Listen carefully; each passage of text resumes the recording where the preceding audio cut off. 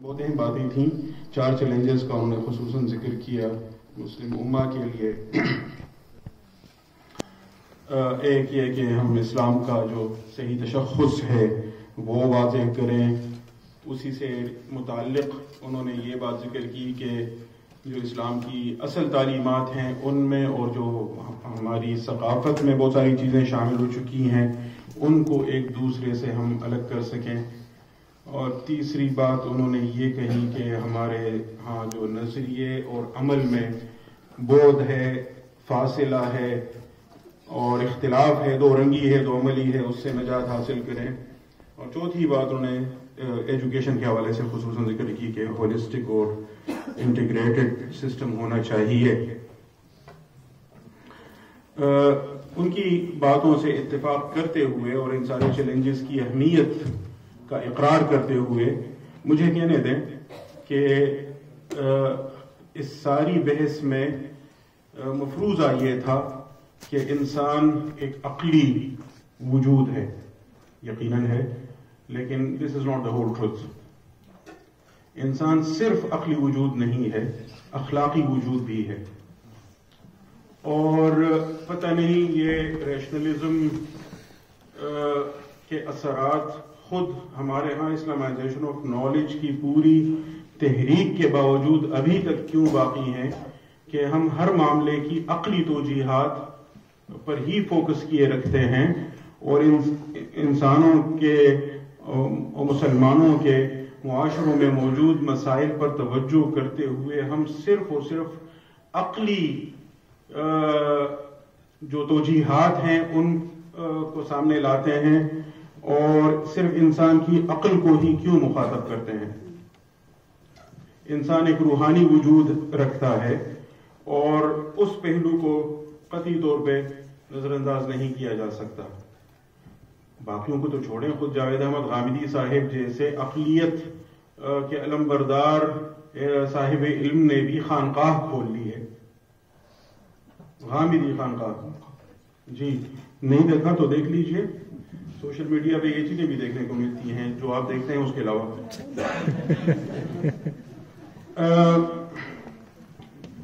ایک اہم چیلنج جو اس وقت اصل میں درپیش ہے وہ صرف مسلمانوں کو نہیں ہے، عمومی طور پر پوری انسانیت کو ہے.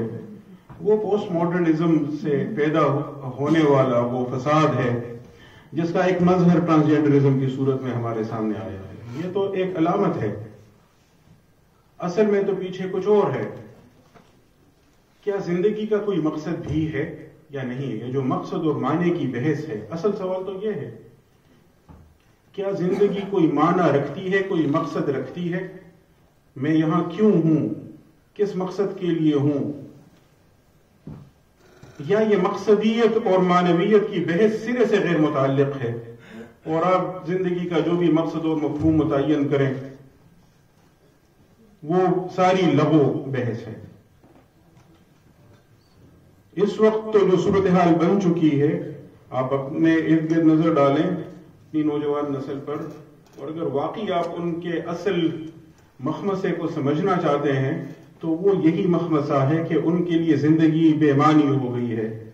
اٹھتے ہیں، کھاتے پیتے ہیں، گھومتے پھرتے ہیں، ہلا گلا کرتے ہیں، آتے ہیں، سو جاتے ہیں. والذین کفروا یتمتعون ویأکلون کما تأکل الانعام. یہ تو قرآن کریم نے کفار کے بارے میں کہا تھا. خود ہماری کیا حالت ہے؟ کھانا پینا، اٹھنا بیٹھنا، سونا، بس یہی سب کچھ، یا اس سے آگے بھی کچھ ہے، اس کے علاوہ بھی کچھ ہے؟ اصل سوال یہی ہے. اور اسی سے جڑا ہوا سوال پھر یہ ہے، بہت ساری چیزوں کو ہم سائنسی حقائق کے طور پر مان لیتے ہیں اور ان پر بنا کرتے ہوئے آگے بحث کرتے ہیں، یہ فرض کرتے ہوئے کہ سائنسی تحقیق کے نام پر ہمیں جو کچھ پیش کیا جا رہا ہے ہم یہ فرض کرتے ہیں کہ وہ گویا امر واقعہ ہے، وہ ایک حقیقت ہے. جیسے آپ کسی لیبارٹری میں جا کے بلڈ ٹیسٹ کر کے معلوم کرتے ہیں کہ اے پازیٹیو ہے یا اے نیگیٹو ہے، یا اس کو ملیریا یا فلاں بیماری ہے یا نہیں ہے، تو وہ آپ کو 2 4 کی طرح بتا دیتے ہیں. تو اسی طرح اگر WHO نے مثال کے طور پر ورلڈ ہیلتھ آرگنائزیشن نے یہ کہا ہے کہ ہم جنس پرستی بیماری نہیں ہے، تو یہ بھی ایک سائنسی حقیقت ہے.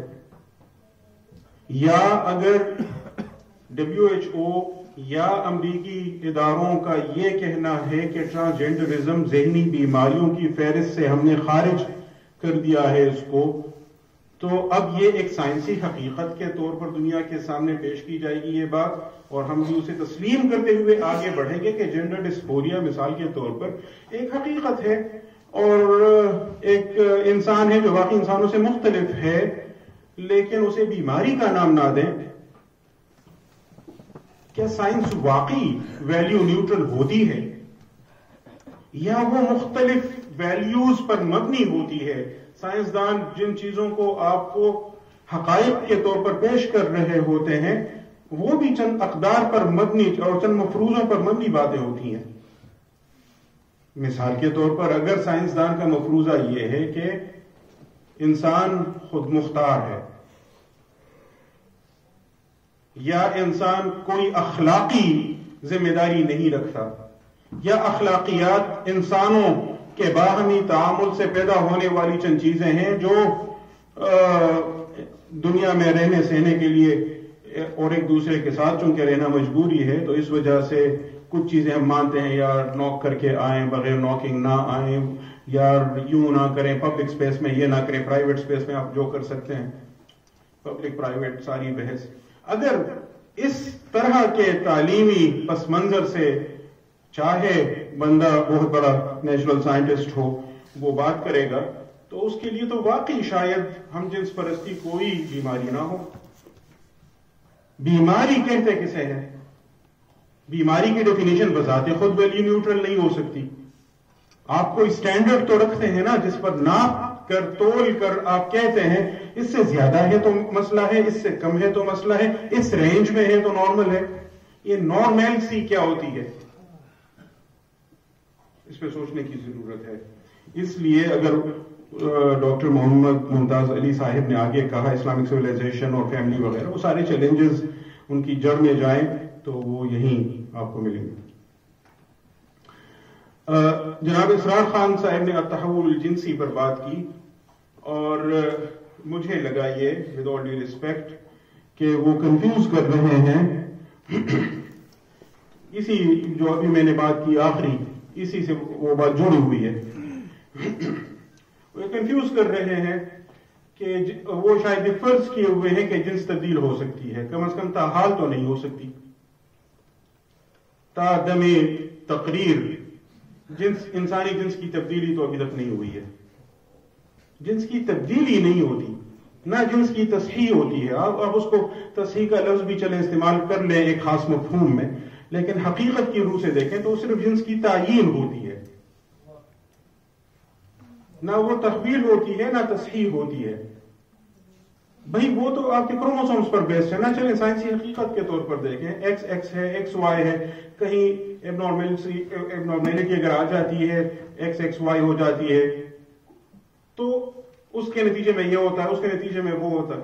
اب وہ تو کروموسومز ہیں نا. ابھی تک تو انسانی سائنس نے اس حد تک ترقی نہیں کی کہ ہم اس جینیٹک کوڈ کو چینج کریں اور اس فارمولے کو تبدیل کریں.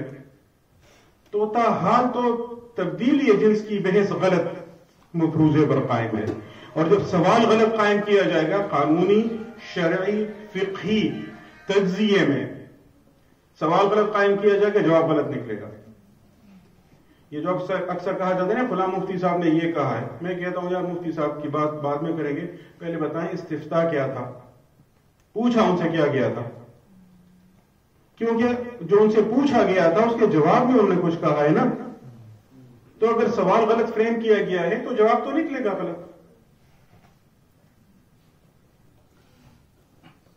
اس لیے بات یہ ہے ہدایہ کی یا زیلعی کی عبارتیں جو یہاں نظر سے میری گزری، چونکہ اس موضوع پہ میں اور ہدایہ ویسے بھی یعنی پتہ نہیں 20-25 سال سے پڑھتا پڑھاتا رہا ہوں تو مجھے پتا ہے کہ وہ کیا کہہ رہے ہیں.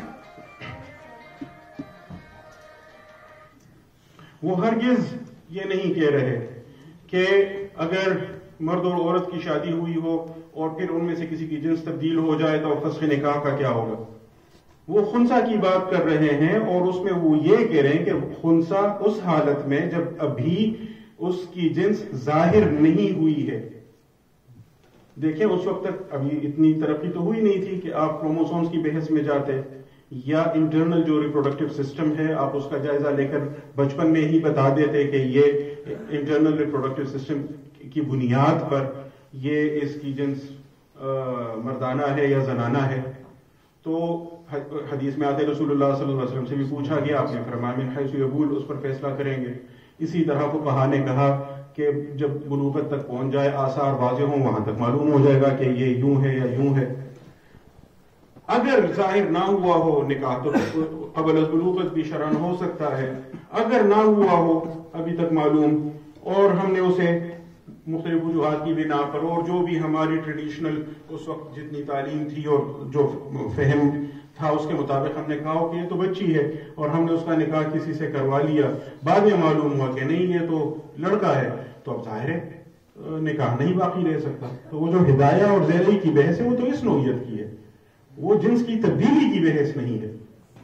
اس وقت تک تو جنس کا تعین ہوا ہی نہیں تھا، تو وہ جنس کی، اور اس وجہ سے اس پر آگے پھر مجبور اور ایمین وغیرہ کی جو ساری بحث تھی وہ یعنی مناسب نہیں تھی. ہاں، خنثی مشکل کے متعلق ایک اور مقالے میں بھی کہا گیا کہ اسے اختیار ہوتا ہے، اختیار نہیں ہوتا.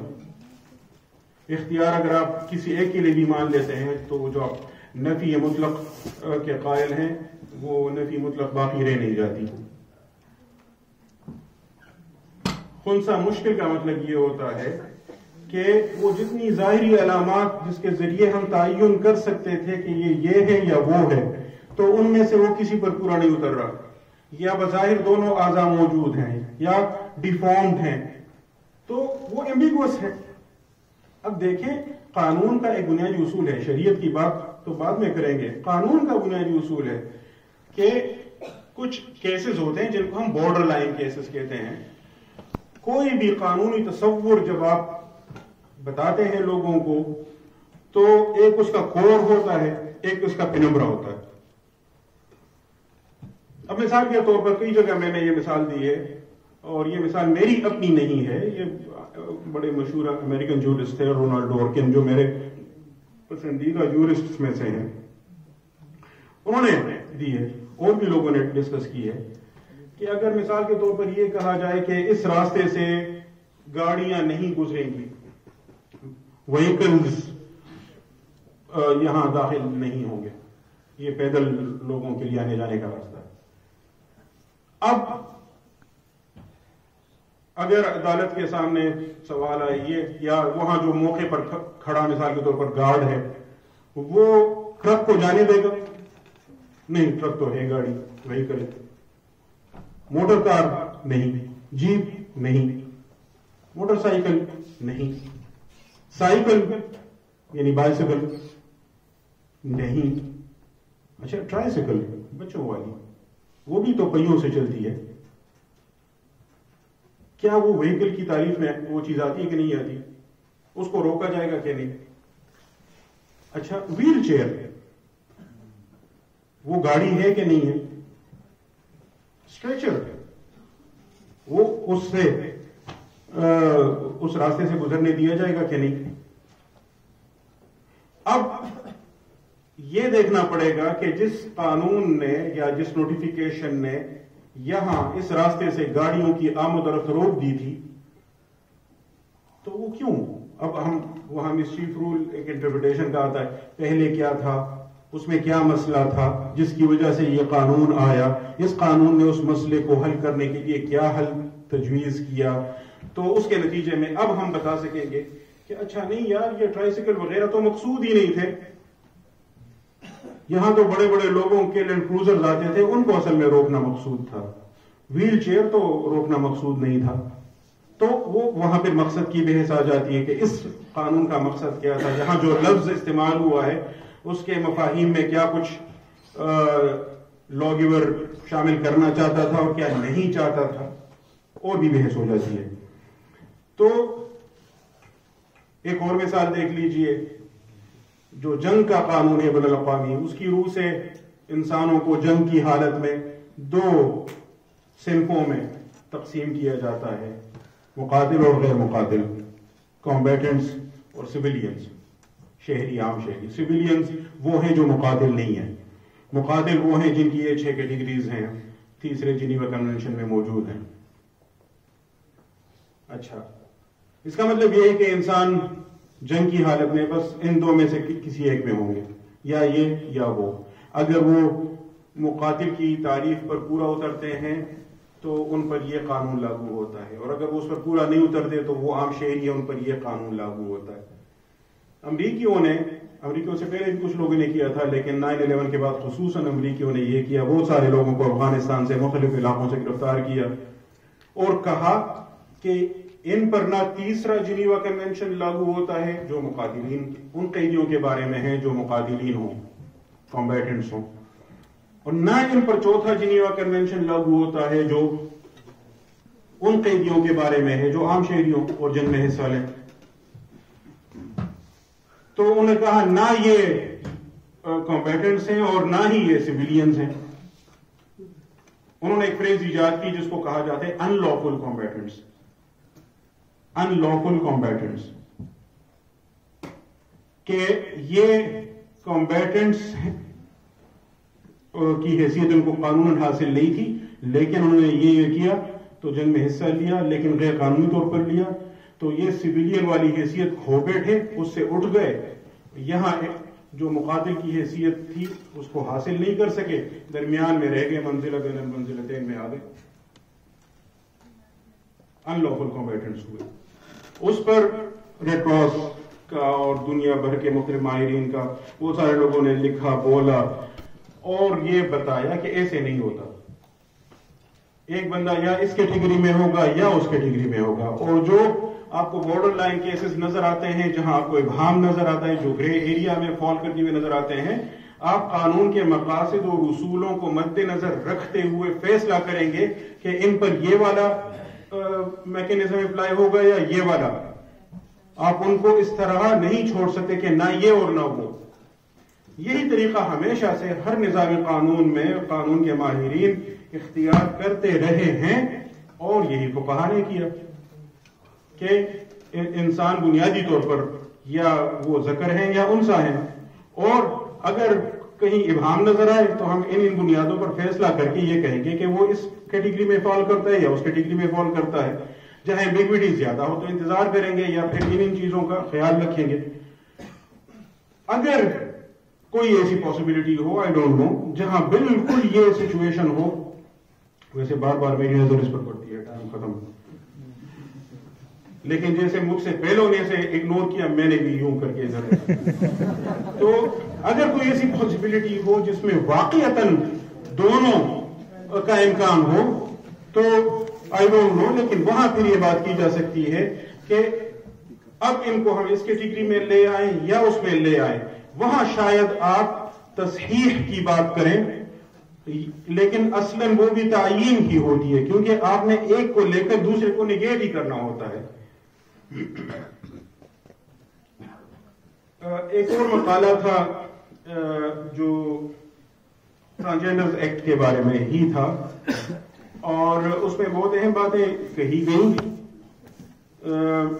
محترمہ فریحہ اور محترمہ سلمہ کا تھا، اور اس میں ایک بحث جو اٹھائی گئی تھی وہ یہ تھی کہ انٹرسیکس اور ٹرانسجینڈر میں فرق کیا ہے. یہ بنیادی سوال ہے، لیکن اس سے بھی زیادہ بنیادی سوال ایک اور ہے جو میں اسی سے متعلق ایک آخری مقالہ تھا اس پر بحث کرتے ہوئے واضح کرنے کی کوشش کروں گا. یہاں صرف اشارہ دے دیتا ہوں کہ اس ساری بحث میں جو آج ہوئی ہے شاید اس پہلو کو نظر انداز کیا گیا ہے کہ یہ جو سارا ٹرانسجینڈرزم کا فلسفہ ہے وہ ایک مفروضے پر کھڑا ہے، اور وہ یہ ہے کہ جنس اور صنف میں فرق ہے، سیکس اور جینڈر میں فرق ہے. ہماری چونکہ ساری تربیت یوں کہیں اسلامی تعلیم میں ہوئی ہوتی ہے اور شرعی اصولوں کی بحث کرتے رہتے ہیں اور مسلمانوں کے معاشرے میں پلے بڑھے ہیں، تو شاید ہم اس فرق کو، چونکہ ہمارے لیے تو یہ فرق ناقابل قبول ہے، تو شاید اس وجہ سے ہم اس فرق کو نظر انداز کیے ہوئے، حالانکہ اس کے لیے تو جنڈر اسٹڈیز کے ڈپارٹمنٹس بنے ہوئے ہیں، اس کے پیچھے تو پورا فلسفہ کھڑا کیا گیا ہے یہ بتانے کے لیے کہ جو سیکس ہے وہ ایک بایولوجیکل ٹرم ہے اور جو جینڈر ہے وہ ایک سوشل کانسٹرکٹ ہے،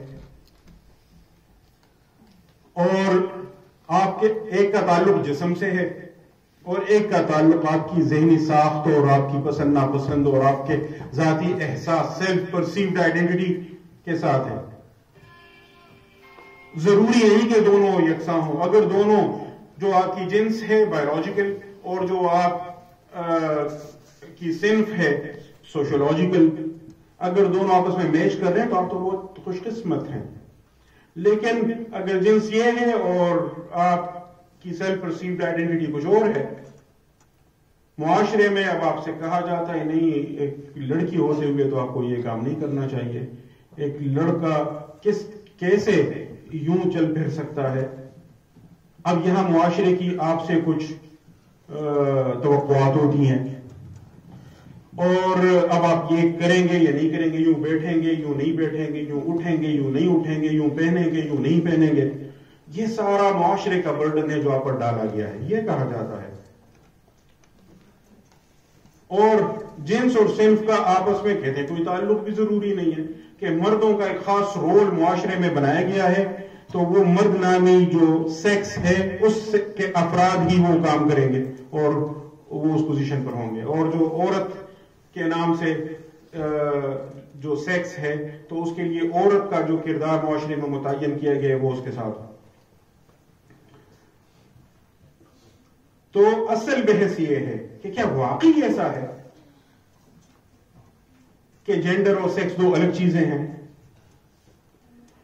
باقیوں کو تو چھوڑیں، ہمارے آئین میں، اسلامی جمہوریہ پاکستان کے آئین میں جینڈر اور سیکس ایک ہی مفہوم میں استعمال ہوئے ہیں، ایک ہی مفہوم میں۔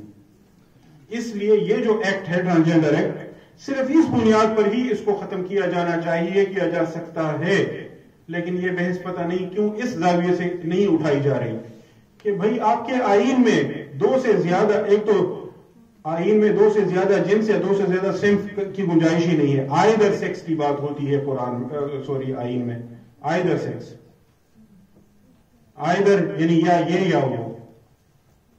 اور دوسری بات یہ ہے کہ سیکس اور جینڈر کے الفاظ آئین میں ایک دوسرے کے متبادل کے طور پر استعمال ہوئے ہیں اور ایک دوسرے کی جگہ ایک ہی مفہوم میں استعمال ہوئے ہیں، تو کیسے آپ پھر یہ کہہ سکتے ہیں جیسے ٹرانسجینڈر ایکٹ کی سیکشن 3 میں ہے کہ اگر اس کے سیلف پرسیوڈ آئیڈینٹی کی بنیاد پر وہ میل ہو یا فیمیل ہو یا دونوں کا مجموعہ ہو یا کچھ اور ہو۔ یہ بات بھی کی گئی کہ یہ جو ٹرانسجینڈرز ہیں تو مخنث کا لفظ ان کے لیے استعمال کیا جا سکتا ہے، نہیں، مخنث کا لفظ استعمال کرنے میں اس حد تک تو مجھے اتفاق ہے کہ مخنث وہ ہوتا ہے جو خنثی نہیں ہوتا لیکن وہ اس طرح بن جاتا ہے۔ اب بن جاتا ہے میں دو پاسبلٹیز ہوتی ہیں اور آپ کو ڈیو جو بینیفٹ آف دا ڈاؤٹ ہے وہ دینا چاہیے۔ یہی ہو سکتا ہے کوئی بندہ یعنی فزیکلی ایسا ہو، اس کے چلنے پھرنے میں یا اٹھنے بیٹھنے میں یا حرکت میں اگر کوئی اس طرح کی بات ہے تو اس کو تو آپ فاسق نہیں کہہ سکتے کہ یہ مخنث ہے اور فاسق ہے، لیکن اگر وہ مخنث وہ ہے جو مرد ہو کے عورت بننے کی کوشش کر رہا ہے تو ظاہر ہے پھر حدیث مبارک میں ہے کہ جو مرد اور عورتوں کی مشابہت کرے یا عورت اور مردوں کی مشابہت کرے تو ان پر تو لعنت کی گئی ہے۔ اس لیے اس کو دیکھنا ہوگا کہ جہاں فقہاء نے یہ کہا ہے کہ مخنث کی گواہی ناقابل قبول ہے، وہ کون سے مخنث ہوتے ہیں؟ وہ ہوتے ہیں جو ٹھیک ٹھاک مرد ہوتے ہیں لیکن خود کو عورت بنائے ہوئے ہوتے ہیں۔ اسی طرح کئی ٹرانسجینڈرز کے لیے کام کرنے والے لوگوں نے یہ کہا تھا کہ اس ایکٹ میں تو ٹرانسجینڈرز کی شادی کے بارے میں کوئی بات کی ہی نہیں گئی ہے۔ تو ایک جگہ اسلامی نظریاتی کونسل میں بھی بات ہو رہی تھی تو میں نے عرض کی کہ ایک تو عدم ذکر عدم وجود کے لیے مستلزم نہیں ہوتا. یعنی جب کسی چیز کا آپ ذکر نہ کریں اس کا یہ مطلب نہیں کہ وہ موجود ہی نہیں ہے. اور دوسری بات یہ کہ آپ مجھے بتائیں کہ یہ جن کو آپ ٹرانسجینڈرز کے طور پر آئیڈینٹیفائی کروانا چاہتے ہیں اور ان کے رائٹس اسٹیبلش کروانا چاہتے ہیں، یہ بتائیں کہ یہ شادی کریں گے یا نہیں کریں گے، سیلیبریٹ لائف گزاریں گے، تبتل کریں گے؟ اگر تو وہ تبتل کے قائل ہیں تو اس پر الگ سے بحث کر لیں گے، لیکن اگر وہ شادی کریں گے تو کس سے کریں گے؟ تو اگر آپ کہتے ہیں کہ ٹرانسجینڈر وہ ہے جس کا جینڈر اس سیکس سے ڈفرنٹ ہو جو اسے ایٹ برتھ اسائن کی گئی ہے، تو اس کا مطلب یہ ہے کہ اگر کوئی بچی ہے لیکن اب وہ خود کو بچہ یا مرد بنا کر پیش کر رہی ہے تو اس کو تو اب قانوناً مرد مانا جائے گا، تو اب اس کی شادی کس سے کی جائے گی؟ قانوناً وہ مرد ہے آپ کے خیال میں تو اس کی شادی عورت سے ہونی چاہیے، لیکن حقیقتاً تو وہ عورت ہے. تو جب اس کی شادی عورت سے ہوگی تو یہ ہم جنس پرستی ہوگی کہ نہیں ہوگی؟ پھر ہم جنس پرستی کا اور ٹرانسجینڈرزم کا آپس میں شولی دامن کا ساتھ ہے. یقین نہ آئے تو انڈیا میں دیکھ لیجئے، ناز فاؤنڈیشن کے نام سے جس تنظیم نے یہ ساری جدوجہد کی، بھارتی سپریم کورٹ تک 2 دفعہ کیس لے جانے میں وہ تنظیم کامیاب ہوئی، بالآخر اپنا حق منوانے میں کامیاب ہو گئی. وہ بیک وقت ہم جنس پرستوں کے لیے اور ٹرانسجینڈرز کے لیے کام کرتی. وہی ناز فاؤنڈیشن اس کا ایک چیپٹر ادھر پاکستان میں کام کر رہا ہے.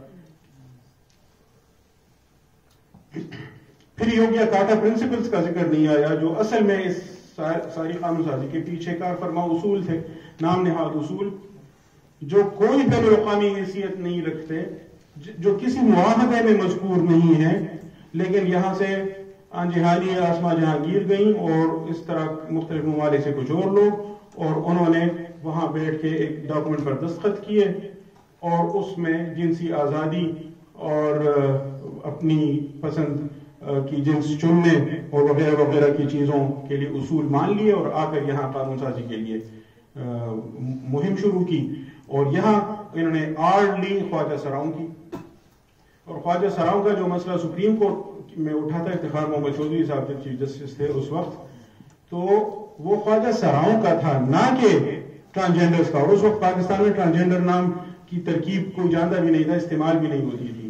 اور اس میں سپریم کورٹ کے جتنے بھی آرڈرز ہیں اس میں 3-4 آرڈرز میں مسلسل یہ بات کہی گئی ہے کہ ان کے جسم میں کوئی مسئلہ ہوتا ہے جس کی وجہ سے ان کو یہ، یعنی وہ ساری جو بحث ہے وہ باڈی سے متعلق ہے. ٹرانسجینڈرزم کا تو کہنا یہ ہے کہ باڈی سے اس کا کوئی تعلق ہی نہیں ہے، جسمانی طور پر جنس جو بھی ہو، اصل چیز تو وہ سیلف پرسیوڈ آئیڈینٹی، اصل چیز تو ذہنی ہے.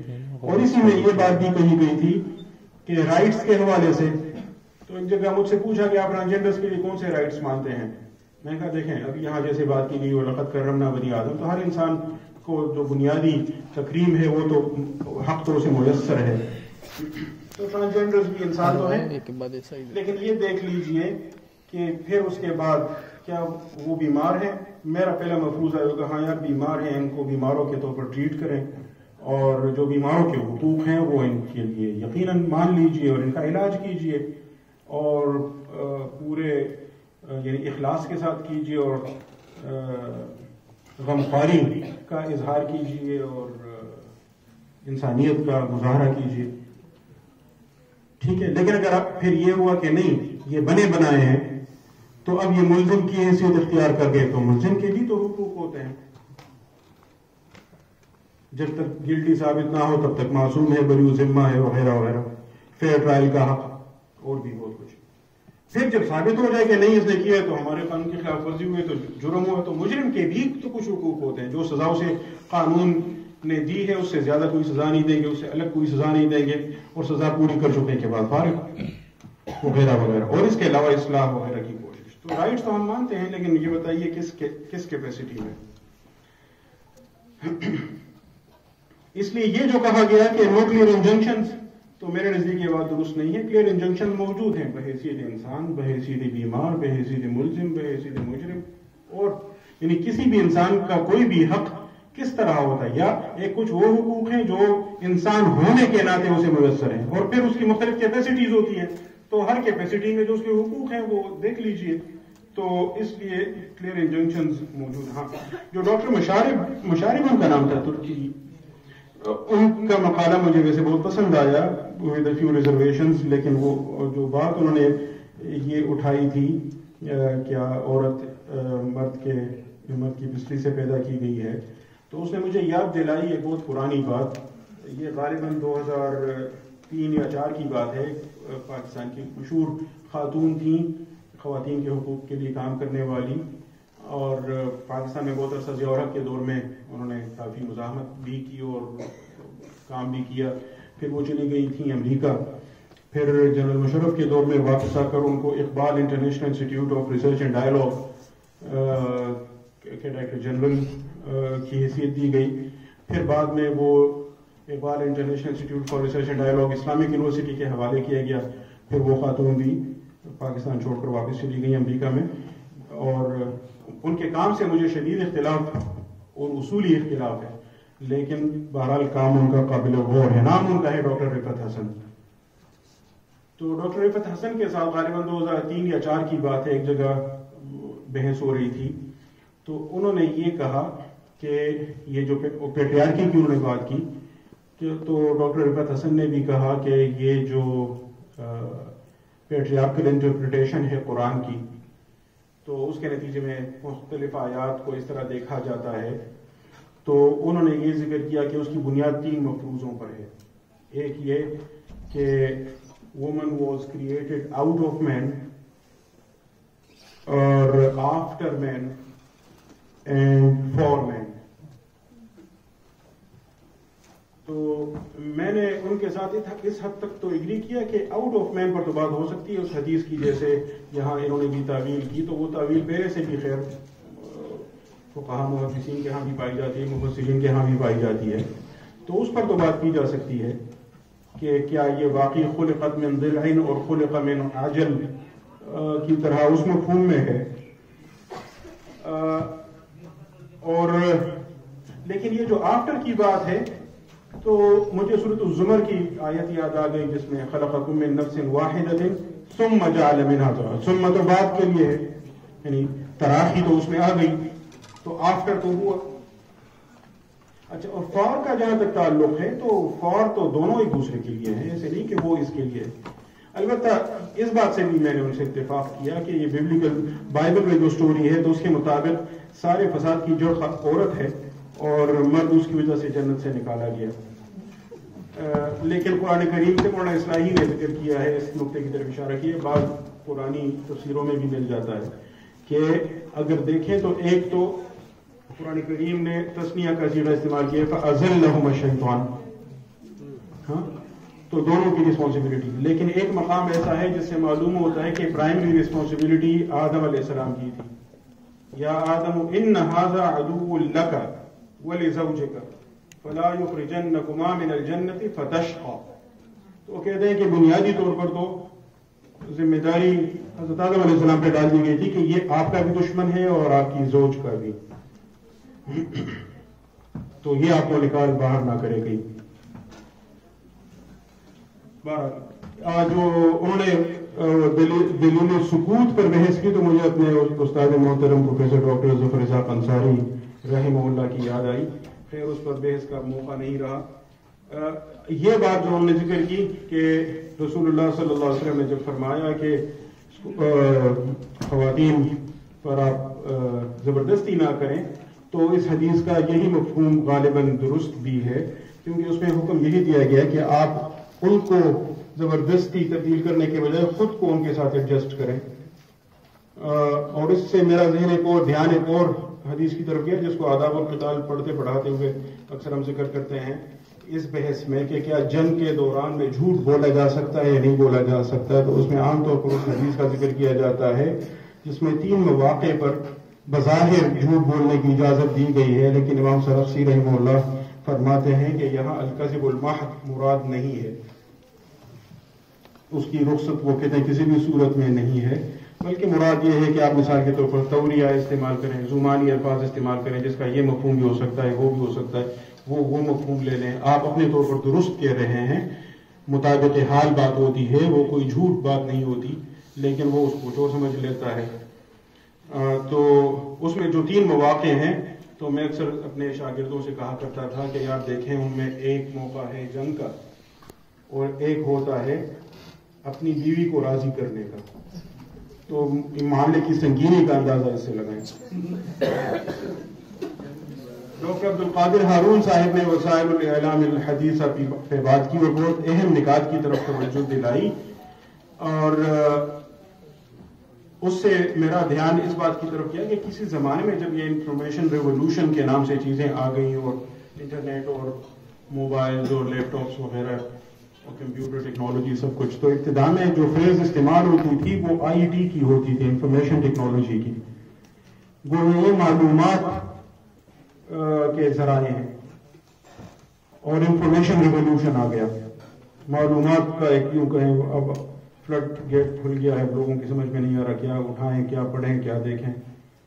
پھر کچھ عرصے بعد اس میں تھوڑی تبدیلی کر کے اس کو ICT کہا جانے لگا، انفارمیشن اینڈ کمیونیکیشن ٹیکنالوجی، کیونکہ اب لوگوں نے آپس صرف وہ معلومات ہی نہیں رہی بلکہ لوگ آپس میں کمیونیکیٹ بھی کرنے لگے. ادھر کی بات ادھر. کسی زمانے میں سوچا جاتا تھا یہ کیسے ممکن ہوگا کہ دنیا کے اس کونے میں بیٹھا ہوا شخص دنیا کے اس کونے میں بیٹھے ہوئے شخص کے ساتھ بات بھی کرے اور اسے دیکھے بھی.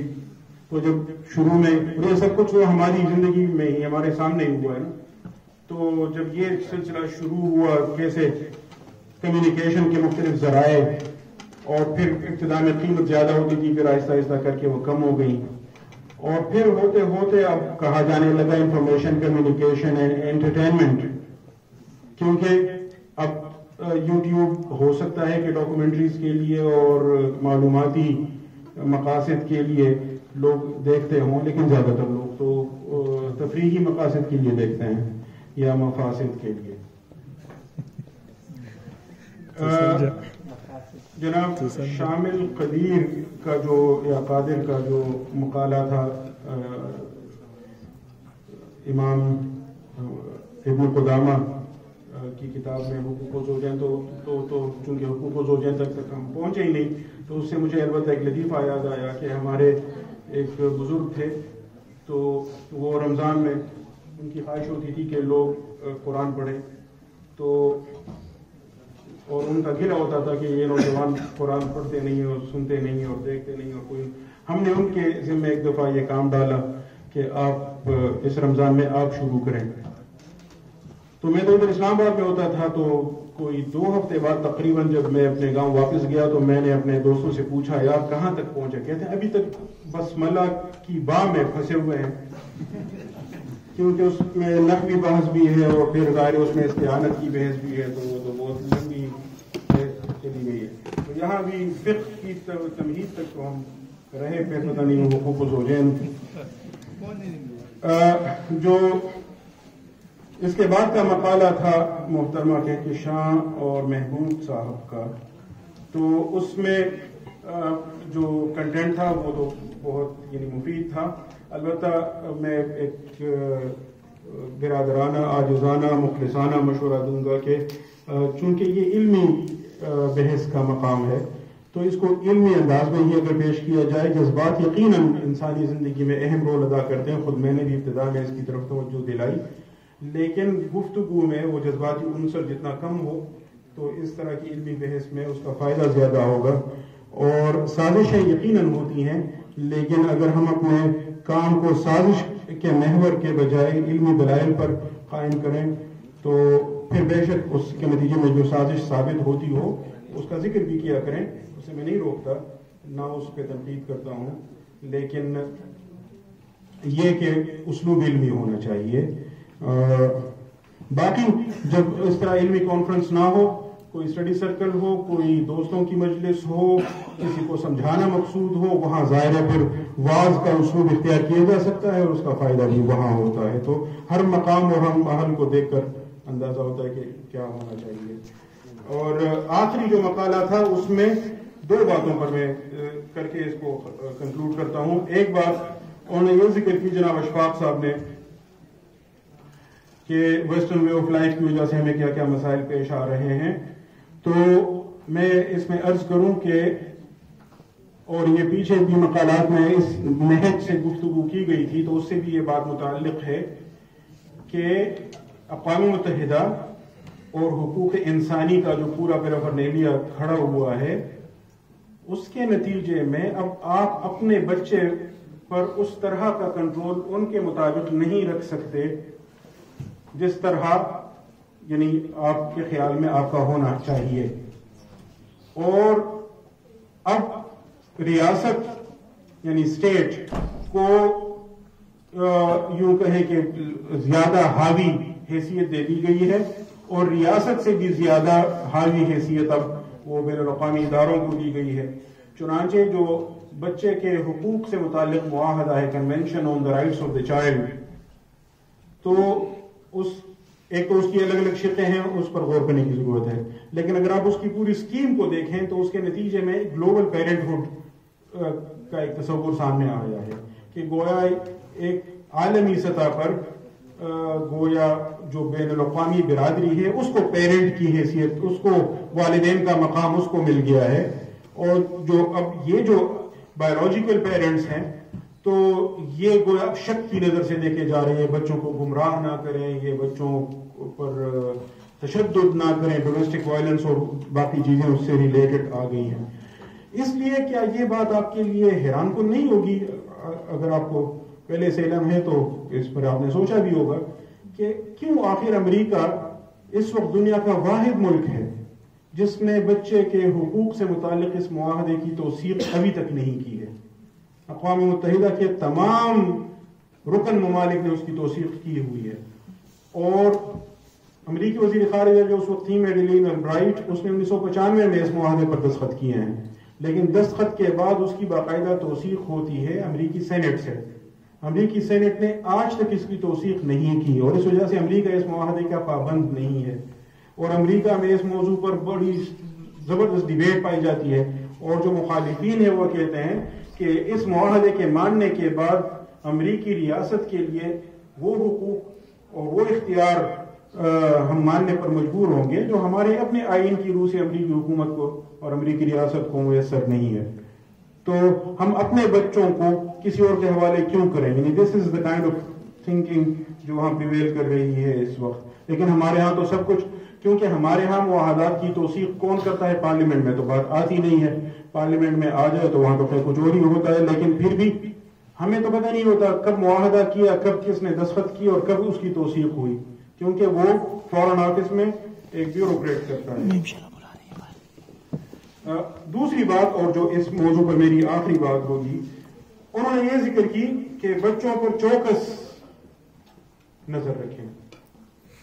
میرے خیال میں معاملہ اس کے برعکس ہے.